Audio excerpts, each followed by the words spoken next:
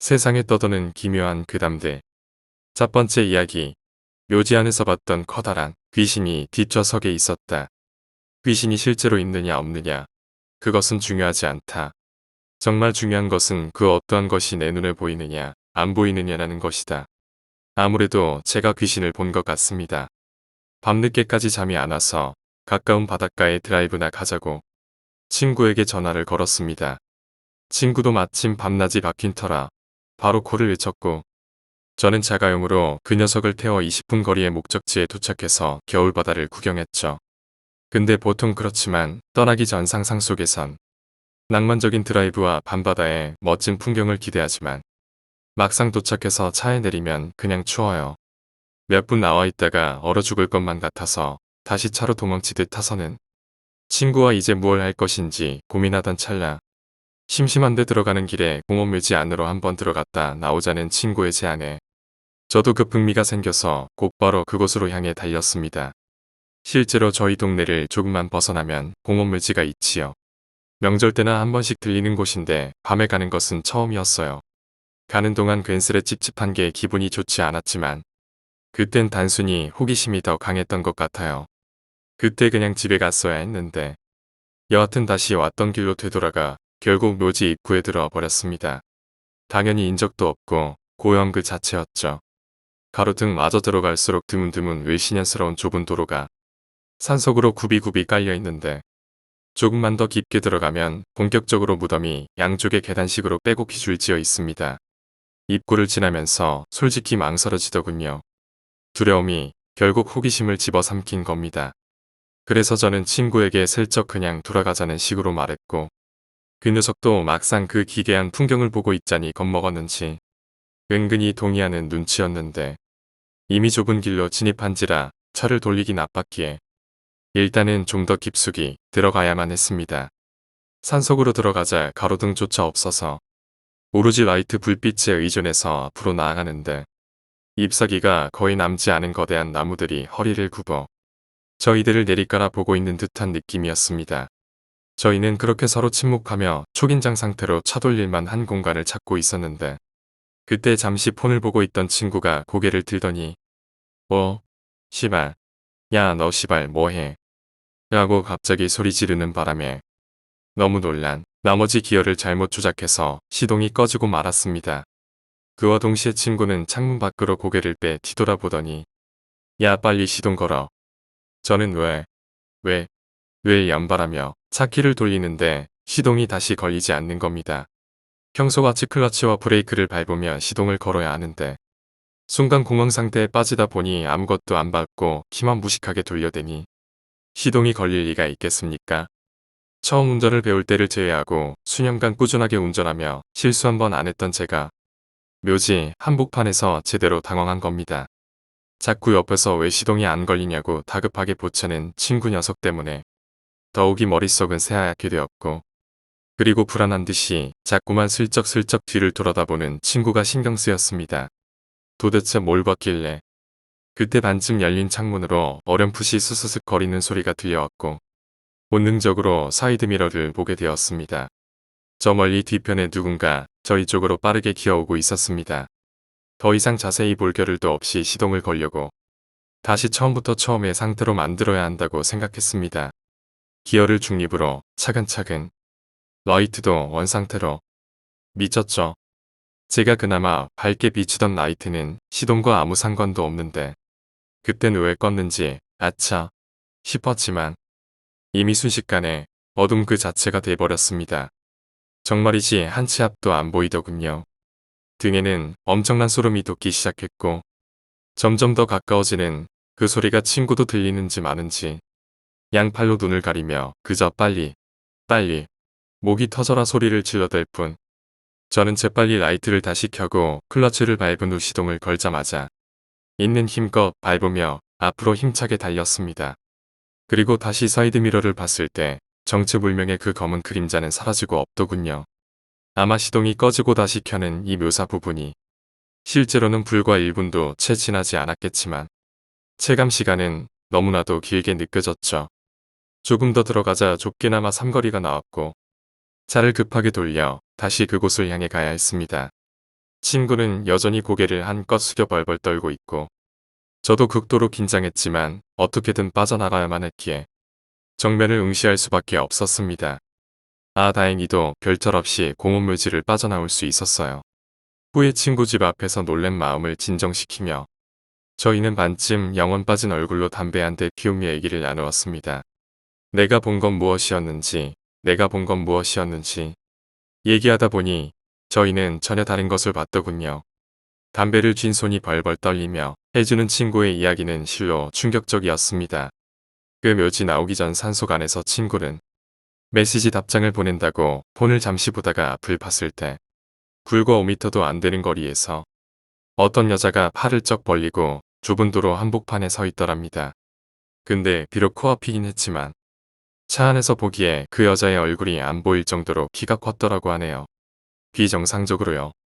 근데 제가 아무렇지도 않게 그 여자를 치고 가니까 시발 너 뭐해? 라고 소리친 거랍니다. 그런데 이상한 게 분명히 사람을 쳐서 뒤편으로 날아간 것 같은데 부딪힌 소리가 안 나더랍니다.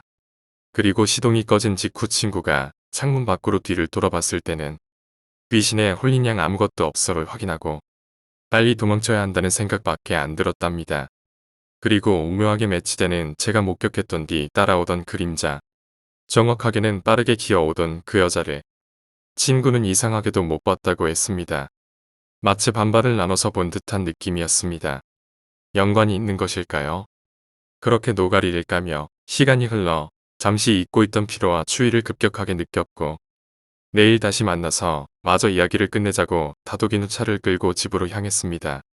돌아가는 길에 왠지 등이 싸한 느낌에 자꾸만 룸미러로 뒤를 보게 되더군요. 어쨌든 차를 집 앞에 대고 빌라 계단에 올라가면서 폰을 보는데 그 잠깐 사이 그 녀석에게 부재중이 6통이 와 있고 메시지가 하나 와 있었습니다. 그 메시지에는 뒷좌석에 그 여자. 제가 차를 타고 돌아갈 때 친구가 밖에서 뒷좌석을 보게 되었는데 뭔가 뒷자리에 빼곡히 가득 차 있는 것을 감지하고 처음엔 원래 짐이 저렇게 많이 실려 있었나 싶다가 자세히 보니 묘지 안에서 봤던 그 커다란 여자가 몸을 억지로 구겨서 뒷좌석에 타 있었던 거라고. 머리가 천장에 닿아서 고개를 꺾은 채로 말이죠. 두 번째 이야기, 어둠. 침대에 누웠습니다. 그리고는 잠들기 전에 무료함을 달리기 위해 스마트폰을 양손에 쥐고 엄지손가락으로 화면을 여기저기 터치해봅니다. 웹툰도 보고 뉴스도 보고 인터넷도 하고 폰게임도 하고 그렇게 스마트폰의 네모난 화면에 집중하고 있다가 문득 화면 주위로 눈을 돌려보니 주변이 완전 새까맣게 어둡습니다. 보통 어렴풋이 멀어도 보여야 하는데 눈이 스마트폰의 화면에 익숙해져서인지 어둠 속에 아무것도 볼 수가 없습니다.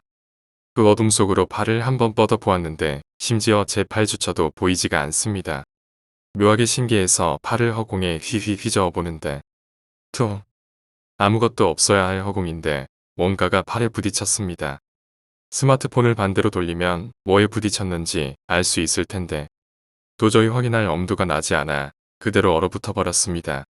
그래도 용기를 내어서 스마트폰을 반대로 돌려서 불빛으로 천장 쪽을 비췄는데 허무하게도 허공에는 아무것도 없습니다. 혹시나 해서 스마트폰 불빛으로 비춰가며 천장 쪽을 유심히 살펴보았지만 역시나 아무것도 없습니다. 그냥 착각이었나 봅니다. 그래서 이제는 자야겠다는 생각에 스마트폰 화면을 끄고 팔을 내리는데 제 옆에 뭔가가 있습니다. 놀란 저는 벌떡 일어나 방불을 켰는데 방에는 아무것도 없습니다. 아무래도 제가 볼 수 없는 완전한 어둠이 될 때 무언가가 나오는 모양입니다. 그 뒤로 저는 밤에 잠을 잘 때 항상 불을 켜놓고 잡니다. 완전한 어둠 속에서는 뭐가 나올지 모르니까요. 세 번째 이야기, 버튼. 한숨을 크게 내쉬고는 두 눈을 감았다. 그러자 눈을 감아 깜깜한 머릿속에 한 물체가 선명하게 떠오른다. 어린 시절 자주 했었던 동네 문방구와 모락기의 버튼이다. 새빨간색의 그 버튼을 보고 나는 충동에 휩싸였다. 누를 것인가 말 것인가. 내 머릿속에서 빨간색 오락기의 버튼이 생긴 지 1년 정도 되었다. 그리고 그 길다면 길고 짧다면 짧은 아니지. 고작 1년밖에 안 되는 시간 사이에 나의 삶은 말도 안 되게 변해버렸다. 그리고 나는 지금 그 변화의 마지막 기로에 서 있는 것이다. 버튼을 누를 것인가 말 것인가. 이 마을 버튼과의 첫 기억은 1년 전인 대학교 4학년 때일 것이다. 어떤 이유인지는 몰랐으나 어느 순간부터 머릿속에 떠오르고 새빨간 오락기 버튼이 자리를 잡아버렸다. 흐릿할 때도 있고 가끔은 사라질 때도 있지만 거의 항상 이 버튼의 존재는 머릿속에 유지되고 있었다. 26년 평생 살면서 이렇게 한 가지 물체가 머릿속에 박혀버린 적은 없었는데 도대체 어떻게 된 일인지 궁금했다. 그렇게 3개월 정도 지났을까? 나는 어렴풋이 머릿속의 버튼에 대해 나름의 규칙을 찾아내게 되었다. 첫 번째는 내가 기분이 아주 좋고 마음이 편안할 때에는 버튼이 사라진다는 것. 두 번째는 평상시에는 흐릿하지만 그 존재가 스멀스멀 느껴진다는 것. 세 번째는 내 기분이 안 좋을수록 버튼이 선명해진다는 것. 그리고 마지막은 머릿속으로 이 새빨간 버튼을 생각하면 생각할수록 묘하게 충동감을 느낀다는 것이었다. 나는 이렇게 생각을 했다. 지금의 나는 너무 피곤하고 민감한 거야. 그래서 일종의 경고 같은 것을 나 스스로 만들어낸 것이야라고. 맞다. 1년 전에 나는 정말 피곤하고 민감했었다. 몇천만 원의 빚을 내고 4년 동안 학교를 다녔다. 하루빨리 사회에 나가 돈을 벌고 싶었고 부모님도 호강시켜 드리고 싶었다. 번듯한 직장에 들어가 여자친구에게도 떳떳하고 싶었고 앞으로 결혼하고 사람답게 살기 위해서는 돈도 많이 모아두어야 했다. 평범하게 사는 게 가장 어렵다더니 나는 평범하고 소소한 삶을 살기 위해서 아등바등 발버둥 쳐야만 했다. 그렇게 생각을 하며 살아가고 있었는데 그 후 5개월 정도 더 지났을 때 이 머릿속의 버튼에 대한 것은 새로운 국면으로 접어들었다. 인터넷 서핑을 하던 중 실시간 검색어에 빨간색 버튼이라고 나와 있었던 것이다. 실시간 검색어의 링크를 타고 인터넷의 검색 결과 화면을 보았는데 대부분이 커뮤니티 사이트의 질문 게시판이나 네이버 지식인에 올라와 있는 글이었다. 머릿속에 갑자기 이상한 버튼이 생겼는데 형들 이거 무슨 증상이야? 이런 식의 게시글들이 많았고 나는 나 혼자만의 망상이 아니었다는 강한 충격에 휩싸여 인터넷 이곳저곳을 돌아다니며 머릿속 빨간색 버튼에 대한 정보를 찾아보기 시작했었다. 빨간색 버튼에 대한 게시글의 답변은 대부분 자신도 머릿속에 그러한 버튼이 떠오른다는 내용이 많았다. 사실 나 혼자게 보았던 것 이상의 정보는 찾아볼 수 없었지만 엄청나게 많은 사람들의 머릿속에 빨간색 버튼이 생겨버렸다는 것만은 확실했다. 나의 대학교 4학년 생활의 막바지 즈음의 일이다. 아버지께서 술에 거나하게 취하신 채로 집에 들어오신 적이 있었다. 도대체 왜라는 말을 되풀이하시던 아버지. 내가 왜 나가야 하는데, 내가 왜 하고 소리를 지르시던 아버지께서 다음날 사라지셨다. 어머니는 우시고 나는 바람 좀 쐬고 곧 돌아오실 거야 하고 위로해드리는 수밖에 없었다. 하지만 아버지는 그 후 몇 개월 넘게 돌아오지 않으셨고 고지와 아버지를 찾으러 돌아다니시던 어머니께서도 집에 들어오지 않으셨다. 그렇게 나는 텅 빈 집에 혼자 남게 되었고 이때부터 내 머릿속에 그 저주스러운 빨간 버튼은 만지면 만질 수 있을 것 같이 선명해져 버렸다. 부모님 두 분이 불과 몇 개월 만에 내 곁을 떠나셨다. 그리고는 연락조차 되지 않는다. 나는 내 삶을 어떻게 감당해야만 하는 걸까? 내 삶은 어떻게 되는 것일까? 나는 학교에도 나가지 않고 집에만 처박혀 있게 되었고 여자친구도 떠나갔다. 순식간에 외톨이가 되어버린 내 머릿속에는 선명한 빨간색 버튼만이 있을 뿐이었다. 이제 지쳤어. 저 버튼을 누르고 싶어라는 생각이 내 머릿속을 지배하기 시작했다. 도대체 저 버튼이 뭐길래 나의 삶은 의미가 없어져 버렸다. 아버지가 집을 나가시고 어머니가 집을 나가시고 여자친구도 떠나가 버렸다. 취집. 웃기고 있네 될 대로 되라. 망할.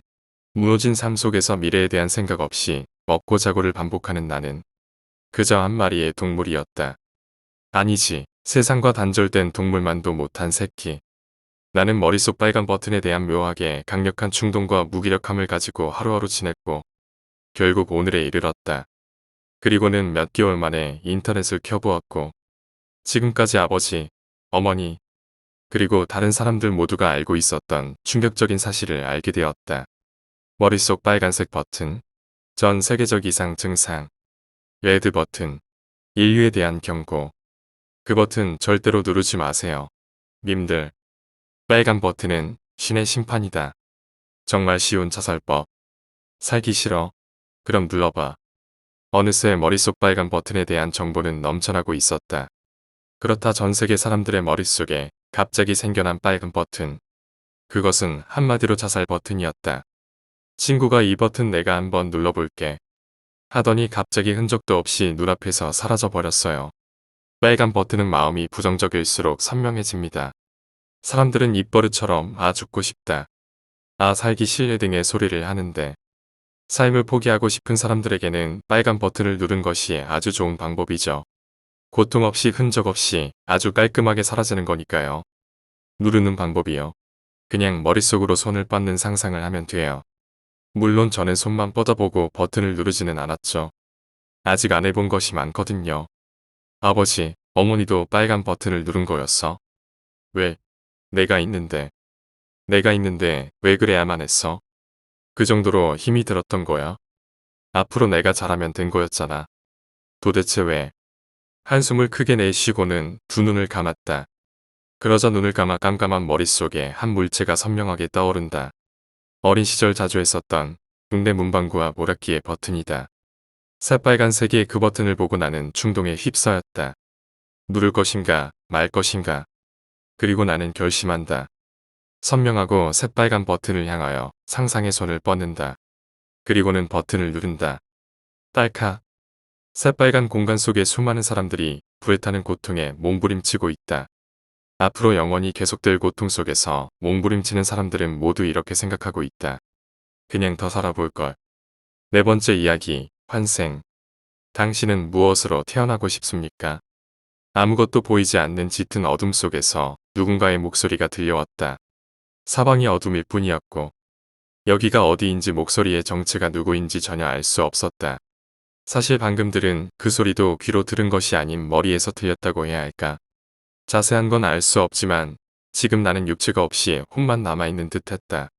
그런데 지금 내가 왜 육체 없이 혼만 남아서 여기 있는지 알 길이 없었다. 분명히 방금 전까지 난 육체를 가지고 있던 하나의 인간이었는데 현실에 만족하며 행복해하며 그렇게 살아가던 인간이었는데 왜 이런 상황이 되어버렸는지 이해가 되질 않았다. 기억을 되짚어봐야 했다. 내가 지금 이렇게 된 이유. 기억을 떠올리려고 하자 내가 태어날 때부터의 모습이 마치 영상처럼 보이기 시작한다. 어렸을 적 목 안에 가시가 걸려 당장 죽는다고 울고불고 난리를 치던 내 모습. 초등학교 때 배가 아픔에도 불구하고 학교에서 화장실 쓰는 게 창피해 꾹꾹 참고 집까지 걸어오다가 팬티에 똥을 쌌던 나의 모습.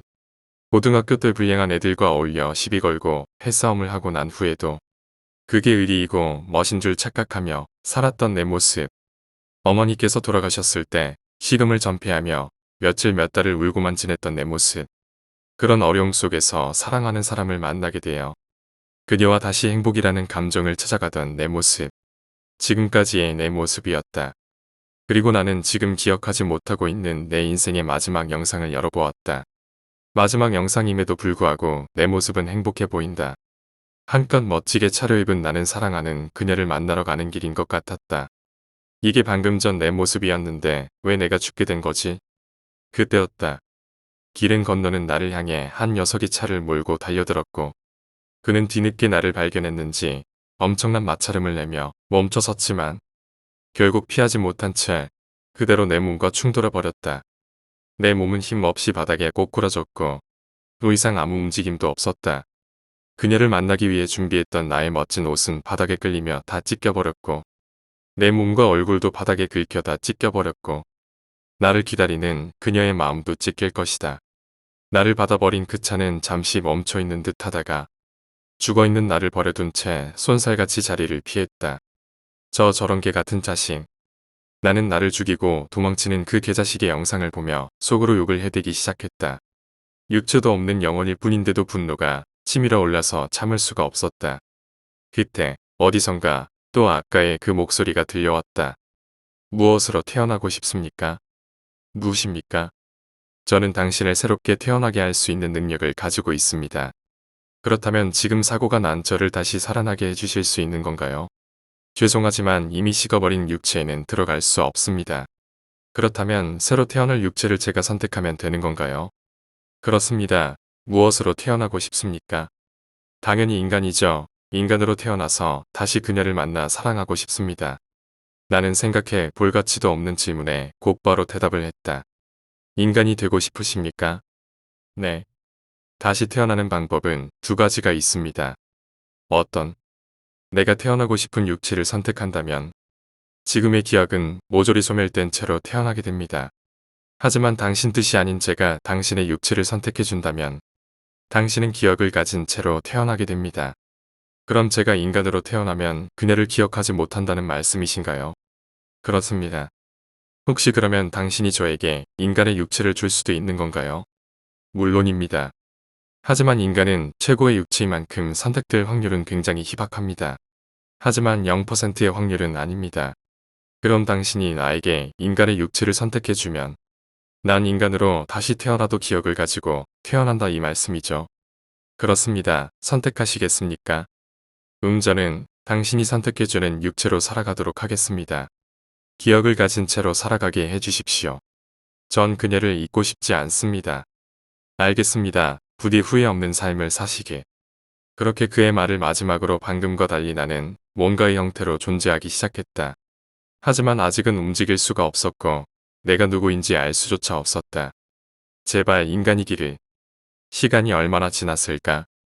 나는 그렇게 고대하던 탄생을 맞이했고 앞을 볼 수 있고 냄새를 맡을 수도 있었고 소리를 들을 수도 있었다. 근데 원치 않게도 나는 날개를 달고 있었으며 날아다니고 있었다. 인간이 아닌 것이다. 한 번쯤 내가 날 수 있다면 얼마나 행복할까 상상을 해 보았던 적이 있지만 지금은 영 찝찝하지 않을 수가 없다.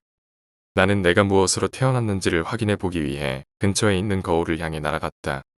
거울을 본 나는 아무것도 할 수가 없었다. 파리다.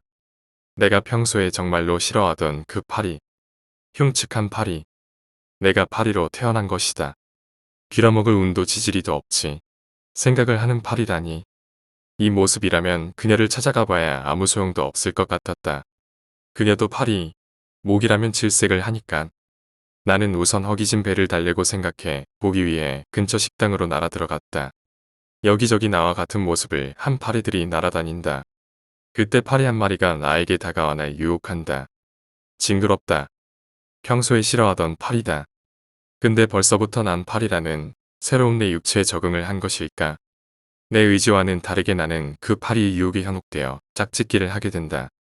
짝짓기를 마치고 난 뒤 나는 그 파리와 함께 사랑에 빠져 날아다닌다. 사랑했던 그녀를 만나는 것도 잊은 채 지금 새롭게 만난 파리와 매일 함께 사랑을 나눈다. 행복하다. 그러던 어느 날 나는 배고파서 식당 안으로 들어갔다. 식당으로 들어가 식탁 위에 떨어진 음식을 먹는 그 순간 갑자기 주변이 새까맣게 변했다. 당신은 무엇으로 태어나고 싶습니까?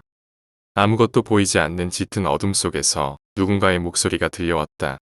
여기가 어디인지 목소리의 정체가 누구인지 전혀 알 수 없었다. 사방이 어둠일 뿐이었고 사실 방금 들은 그 소리도 귀로 들은 것이 아닌 머리에서 들렸다고 해야 할까. 자세한 건 알 수 없지만 지금 나는 육체가 없이 혼만 남아있는 듯 했다. 그런데 지금 내가 왜 육체 없이 혼만 남아서 여기 있는지 알 길이 없었다. 분명히 방금 전까지 난 육체를 가지고 있던 하나의 파리였는데 현실에 만족하며 행복해하며 그렇게 살아가던 파리였는데 왜 이런 상황이 되어버렸는지 이해가 되질 않았다. 기억을 되짚어봐야 했다. 내가 지금 이렇게 된 이유. 기억을 떠오르려 하자 내가 태어날 때부터의 모습이 마치 영상처럼 보이기 시작한다. 나는 태어나서 처음에는 이곳저곳을 정처 없이 돌아다닌다. 그리고 나는 파리를 만나 사랑을 나눈다. 나는 나의 마지막 영상을 열어보았다. 식당이다. 나는 식당에 들어가 식탁에 붙어있는 남아있는 국물을 먹다가 어떤 인간이 들고 있는 엄청나게 큰 것에 맞아 죽고 만다. 내 일체는 형체를 알아보기 힘들 정도로 징그럽게 터져버린다. 그때 다시 한번 소리가 들렸다. 무엇으로 태어나고 싶습니까? 누구십니까? 저는 당신을 새롭게 태어나게 할 수 있는 능력을 가지고 있습니다. 그렇다면 지금 사고가 난 저를 다시 살아나게 해주실 수 있는 건가요? 죄송하지만 이미 식어버린 육체에는 들어갈 수 없습니다. 그럼 그렇다면 새로 태어날 육체를 제가 선택하면 되는 건가요? 그렇습니다. 무엇으로 태어나고 싶습니까? 당연히 파리죠. 파리로 태어나서 다시 그녀를 만나 사랑하고 싶습니다. 만약 당신이라면 사랑하는 사람과의 추억을 기억하기 위해 신의 선택에 자신의 육체를 맡기겠습니까? 아니면 모든 기억을 지우고 다시 인간으로 태어나 또 다른 누군가와 사랑을 하고 추억을 만드시겠습니까? 선택은 당신 몫입니다. 당신은 무엇으로 태어나고 싶습니까? 무엇으로 태어나든 간에 후회 없는 삶을 사시길 바랍니다. 5번째 이야기, 환상. 저는 택배 기사입니다. 며칠 전 제가 배달한 곳 중에는 아주 유명한 고급 아파트가 있었습니다.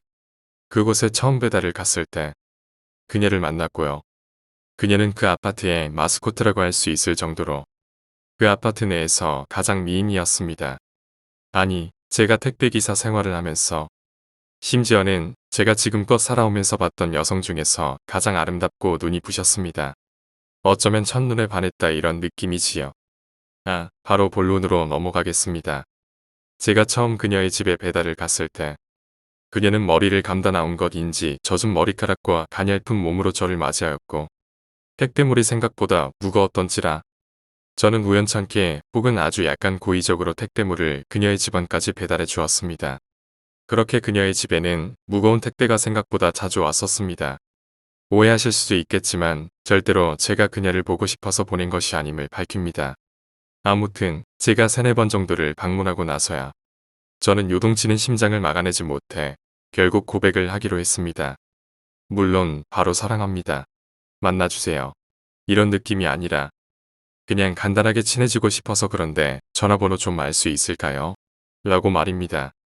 그리고 대망의 그날이 다가왔고 저는 그녀의 집으로 배달되는 택배를 받았습니다. 하지만 이번 택배물은 가벼웠습니다. 제가 집안까지 들어가지 못할 정도로요. 그렇지만 그게 중요한 게 아닙니다. 저는 그녀를 만나야 했고 마침 그녀의 집에 일을 핑계로 방문을 해야 되었기 때문입니다.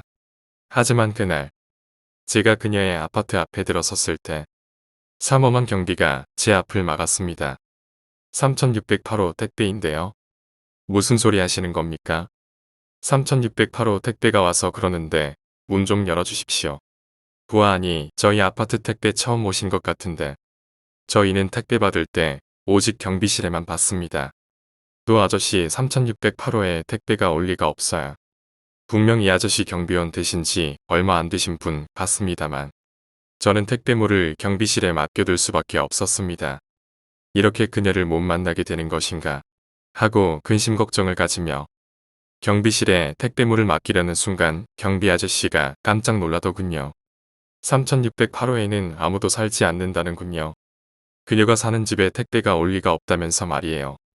아저씨 말로는 그녀는 몇 달 전에 죽었다고 했습니다. 헬로윈데이는 지난 지 좀 되었는데 말이에요. 아저씨는 계속 죽었다고 우기고 저는 살아있다고 하고 그렇게 긴 여정의 설득을 마치고 나서 저는 경비 아저씨 2명과 함께 같이 그녀의 집에 방문할 수 있었습니다.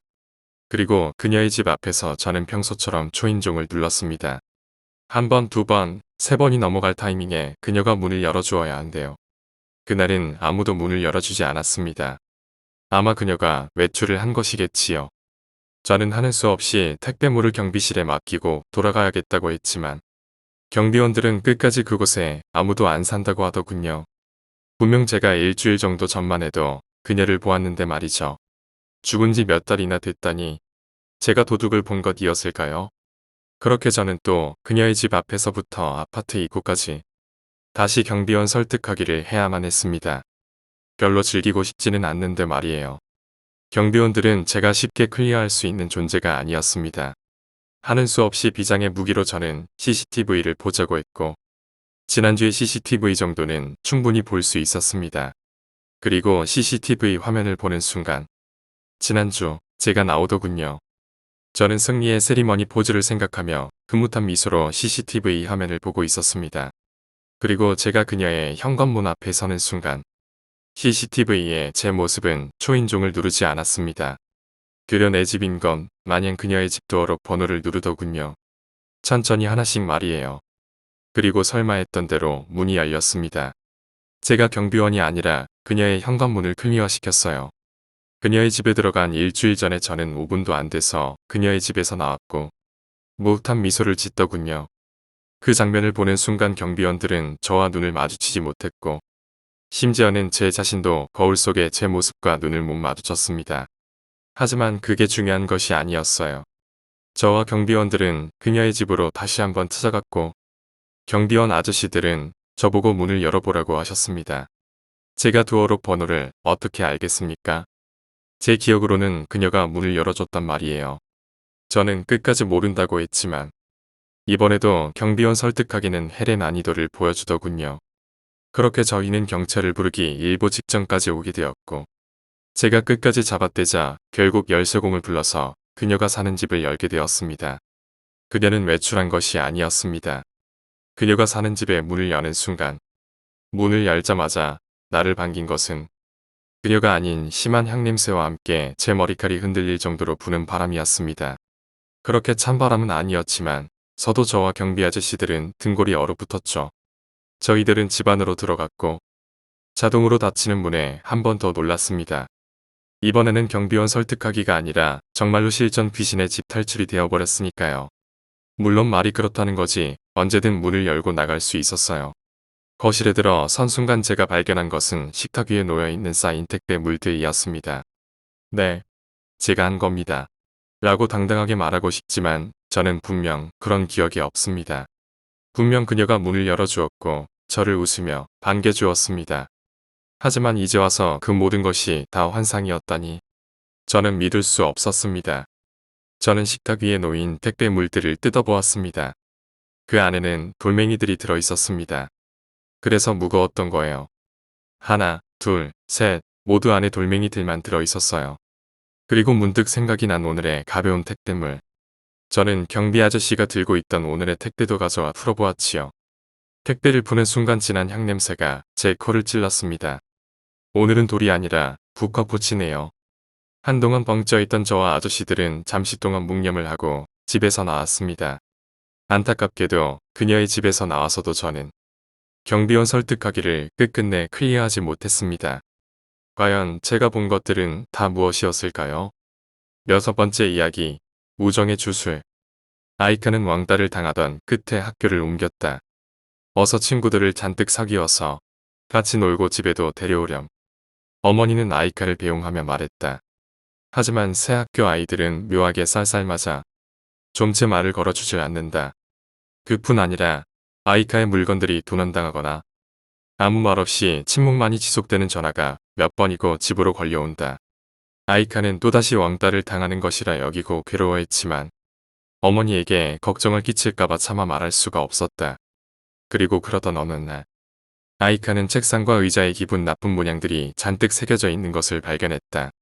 마치 저주의 주술을 걸기 위한 것 같은 그렇게까지 미움을 사고 있었다는 것에 충격을 받은 아이카는 끝내 손목을 그어 자살을 선택했다.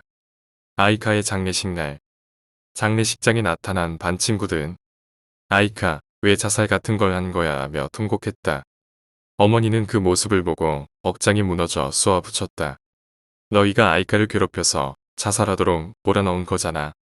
그 아이 일기장에 전부 쓰여 있었어. 하지만 반 친구들은 영문을 모르겠다는 얼굴이었다. 그네들의 속마음은 완전히 반대였던 것이다. 반 친구들은 다들 아이카가 귀여워서 친하게 지내고 싶어 했다. 하지만 다들 다가갈 계기를 찾지 못해 우물쭈물대다가 결과적으로는 아이카를 경원시하는 꼴이 되어 버린 것이었다.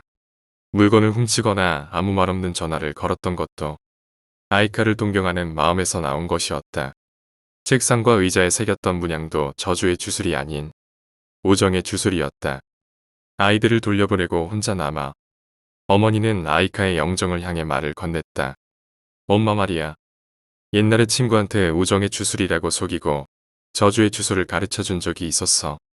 왜냐하면 그 아이의 남자친구를 뺏고 싶었으니까. 그게 너희 아버지였단다. 엄마는 지금 그때 지은 죄 때문에 벌 받는 거구나. 장례식장에서 돌아오는 길 간 아이들은 이야기를 나눈다. 저기 아이카가 오해했던 게 당연한 건지도 몰라. 그 우정의 주술 나중에 찾아보니까 진짜 저주의 주술이었어. 말도 안 돼. 그 주술을 처음 알려준 게 누구였었지? 아마 분명 선생님이었을걸. 아이들과 나란히 걷고 있던 여교사가 싸늘한 미소를 띠며 말했다. 그래. 옛날 친구한테 배웠던 우정의 주술이란다. 7번째 이야기, 아버지. 내 아버지는 소설가셨다. 역사의 고증을 이용한 팩션을 주로 썼던 작가로 문단에서 제법 유명한 사람이었다. 그런 아버지를 어릴 적에는 동경했고 집안이 힘들어졌을 때는 미워하기도 했다. 그리고 점차 나이가 먹어가면서 그가 얼마나 멋있는 사람이었는지를 볼 수 있게 되었다. 나 역시 그처럼 되고 싶었다. 그렇기에 고등학생 때 나는 원고지와 펜을 잡았다. 어쩌면 이제와 시작하기에는 너무 늦어버린 공부를 회피하기 위한 핑계였을지도 모른다. 내 아버지는 나의 결정을 반대했다. 처음에는 이 직업의 경제적 어려움으로 설득하기 시작했다. 그리곤 창작의 고통, 맹혹한 비평, 상위 0.1%만의 성공을 들먹이며 내 뜻을 굽히려 했다. 고3이 되던 해 그는 내게 아직이라도 늦지 않았다며 공부를 재개하기를 원했다. 이번에도 단호하게 뜻을 밝히자 그는 한숨을 쉬며 내게 말했다. 내겐 재능이 없어. 난 이게 자신처럼 힘들게 살지 않기를 바라는 아버지의 거짓말이라는 것을 알고 있었다. 아버지의 피를 이어받은 내게 재능이 없다니 말이 안 되지 않는가. 그렇기에 나는 내 뜻을 굽히지 않고 지금껏 달려왔다. 물론 이 길이 쉽지만은 않았다. 고등학교 졸업 후 방구석에 틀어박혀 글만 쓴 2년간 난 아무런 성과도 올리지 못했다. 문단에 들어가고자 하니 완전하게 현실을 바탕으로 한 소설은 쓰기 싫었고 내가 바라는 대로 장르문학으로 출판에 도전하기엔 나보다 훨씬 능력이 좋은 기성 작가들과 신인들이 넘쳐났다. 하지만 나를 집어삼키던 그 열등감에도 난 좌절하지 않았다. 끝끝내 나를 믿어온 결과 22의 나이에 나는 내 이름으로 는 책을 한 권 낼 수 있었지만 거의 팔리지 않았다. 하지만 상관없다. 그 이후로 3년간의 폐관 수련을 거쳐 이번엔 나름 유명한 출판사에서 책을 내게 되었다. 멋지게 재기한 것이다. 그리고 지금 내 담당 편집자가 나와 책 이야기 겸 작가의 말에 실을 인터뷰를 위해 지금 우리 집으로 올라오고 있다. 그는 아침 10시에 도착할 것이라고 말했지만 난 여우가 가르쳐준 설렘의 미학에 따라 9시부터 현관문을 열어놓고 있었다. 그와의 인터뷰에 대한 예행 연습도 끝냈다. 10시 10분. 전화로 목소리만 들었던 그를 이제야 만나게 되었다. 안녕하세요. 작가님. 저희 오늘 처음 뵙죠. 나보다는 4~5살 많아 보이는 남자가 경호를 쓰며 내게 말했다. 아, 예 뭐.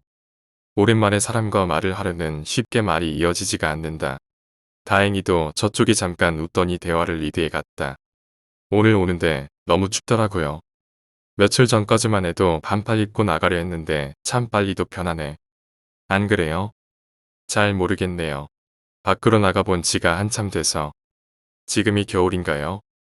햇빛도 들지 않아 하루 종일 전등에 의지해서 살아가는 방구석. 그 안에서 기나긴 시간을 보낸 내게 시간 감각이 있으리 만무하다. 네. 11월이면 겨울 다 됐죠. 작가님 책도 지금 본문 검수 다 끝났으니까 아마 12월 중순이면 나올 것 같네요. 빨리 작업 마무리 지을 수 있게 인터뷰부터 시작할까요? 예, 그럼 이쪽으로. 그를 맞을 때 없어 보이기 싫어 이번에 새로 장만한 탁자로 그를 안내했다. 나를 작가님이라 불러주는 편집자와 마주 앉은 탁자. 왠지 뿌듯한 기분이 밀려온다. 이번 건 준비하느라 작가님 조사 좀 해봤어요. 신인인 줄 알았는데 저번에 책 한 권 내셨더라고요. 오랜만에 재기에 대한 소감은 어떠세요? 다행이다. 예상했던 질문이다. 작가한테 책을 내는 것 이상으로 기쁜 일이 있을까요? 혹시나 저를 기다리고 계셨던 독자분들이 계시면 그분들의 기대를 충족시켜줄 수 있게 되어서 다행이라고 생각해요. 지금까지 저를 믿어주셨던 주변 사람들에게도 보답하게 돼서 기쁘고요. 혹시나 말이죠. 혹시나 몇 권 팔리지도 않았는데 과연 작가님을 기다렸을 독자가 있을까요? 그러게 말이에요. 약간은 짓궂은 장난, 평소라면 짜증 날 수도 있었겠지만 뭐 상관없다. 지금은 내 인생의 전환점이니까. 이 기분이라면 웬만한 말은 그냥 다 웃어넘길 수 있을 것 같다. 그럼 이번 새로운 도전에 대해서 유명한 소설가셨던 작가님 아버지는 어떻게 생각하세요? 저희 아버지는 아 맞아요 맞아. 말씀하실 수 있을 만한 몰골이 아니시겠네. 도가 지나쳤다. 처음 만난 사람에게 이게 무슨 태도인가. 아니 이봐요. 지금 사람이 할 말이 따로 있고 못할 말이 따로 있. 아 미안해요. 그럼 다음 질문. 어투가 점점 성에 없어진다. 이번에 장르를 갑자기 바꾸게 된 계기는 전 장르를 바꾼 적이 없습니다. 처음에도 그랬고 지금도 계속 SF를 추구하고 SF. 그의 조서 섞인 한마디. 점점 화가 치밀어 오른다. 이게 SF입니까? 그냥 에로 소설이지. 그것을 어디가 말입니까? 처음부터 끝까지 배경만 금밀해지 과도한 색드립과 강간범이라는 소재. 쓸데없이 자세한 묘사로 가득 차 있는데 이게 야설이 아니면 뭡니까? 낼 때 표지도 아예 빨간색으로 해서 출간하려고 생각하고 있었는데 아니야. 그런 것과는 전혀 다르다고 이 더러운 자식아. 넌 예술을 몰라. 사건 특성상 불가피한 부분이었습니다. 지갑 사정상 불가피한 부분이었겠죠. 머리가 띵하다. 지금 당장이라도 소리 지르고 그에게 한 방 먹여버릴 것 같다. 하지만 그래서는 안 된다. 얼마 만에 찾아온 기회인데 물거품으로 만들어버릴 순 없다. 잠시 말을 멈추고 진정한 뒤 대화를 계속했다. 전 제가 쓰고 싶은 이야기를 쓴 것뿐입니다. 그럼 그냥 야설이 쓰고 싶었다고 이야기하세요. 변태가 되던지 돈에 자신을 판 작가가 되던지 그의 매도는 끊이지 않는다. 내가 이렇게 짓거려도 당신은 나한테 제대로 화를 내고 있지 않고 있어. 당신은 그 이유를 모른 척하지만 사실 알고 있잖아. 난 그저 제기를 바랐을 뿐이야. 제기. 활동을 해본 적이 있어야 제기라고 하지. 너 3년 전에 자비 출판으로 200권 뽑은 책 결국 4권 팔리고 다 쌓여있잖아. 심지어 그 돈 전부 부모님께 빌려 쓴 거라 손해는 고스란히 불효로 이어지고. 너 그 4권의 구매자가 누군지 알아? 좀 닥쳐봐. 그가 열변을 토할수록 참기 힘들어진다. 한 권은 너. 다른 2권은 너희 부모님이 운전하시다 트럭과 부딪힌 차 안에서 발견됐지. 그 이후로 너희 형이 혼자서 장례를 치르고 너는 방구석에 갇혀버렸지. 세상이 무섭다는 핑계를 대며. 마지막 한 권은 내 한심한 모습을 보고도 끝까지 널 응원해 주던 형이 샀었어. 물론 그 사고 직후에 널 보고 유산 분배 이후 연을 끊어버렸지만 제발 좀 그만해줘. 뭘 그만해. 이제 시작인데. 폐관수란 웃기고 있네. 그냥 히키코모리 짓으로 시간 날려버렸을 뿐이야. 글은 영감이 없다며 하루에 한 페이지도 안 쓰고 편한 집구석에 틀어 박혀 패인 생활. 처음 몇 년은 받은 유산으로 편하게 살았겠지. 근데 시간 지나니까 그것도 점점 떨어져서 돈 걱정하기 시작했잖아. 그리고 그 결과로 나온 게 이 폐기물이고 말이야. 그리고 제일 웃긴 게 뭔지 알아? 이 존나 막장 인생 같은 삼류소설이 내 현실이라는 거야. 부모님 돌아가셨을 때조차도 상도 안 치르고 책의 판매 부진이 그들의 죽음보다 슬퍼서 망상으로 도피했던 페류나 새끼. 그런 놈도 압이 없다는 소리 들으면 기분 나쁘긴 한가 봐. 지금 널 봐봐. 너의 어디가 너희 아버지랑 닮았지? 너 누구야? 적어도 널 깔 자격이 있는 사람. 그의 목소리가 귓가에서 앵앵거린다. 머리 아파. 그가 다시 입을 열려고 할 때 내 주먹이 그의 입을 막았다. 한 대, 2대. 그의 얼굴도 내 양손도 피범벅이 되었다. 미개한 패인 새끼. 고작 생각해낸 방법이 이거야. 패서 조용히 만드는 거. 미안해서 어쩌나. 난 뒤지기 전까지는 말하는 걸 안 멈출 텐데. 멍청한 녀석이다. 내게 답을 직접 가르쳐줬다. 이제 그의 온몸에 피가 문 밖으로 흐르고 내 옷도 붉게 물들었다. 그가 눈을 감자 자연스레 내 눈도 함께 감긴다. 빌어먹을. 잠시 눈을 붙였다 다시 일어나니 피 한 방울 묻지 않고 멀쩡한 눈앞에 그놈이 보인다. 이게 어떻게 된 일이지? 뭐 상관없다. 한 번은 했는데 2번은 못할까? 그를 향해 걸어가는데 전신에 유리조각이 박힌 듯이 아프다. 제기랄. 좀만 더 앞으로 가면 되는데. 시끄러운 목소리가 내 뒤에 앵앵거린다.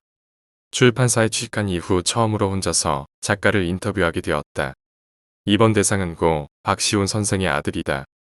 인터뷰에 임하기 전 그가 3년 전에 썼던 글을 찾아봤는데 지금 출판 예정인 책이 수십 배는 낫다. 이건 명백히 노력의 산물이다. 한 사람이 이렇게까지 발전할 수 있는지 지금 처음 알았다. 전도유망한 작가를 만나게 될 길에 가벼운 발걸음으로 그의 집으로 향했다. 오전 10시 30분. 조금 늦게 도착한 그의 집안에서 발견한 것에 나는 목소리를 낼 수 없었다.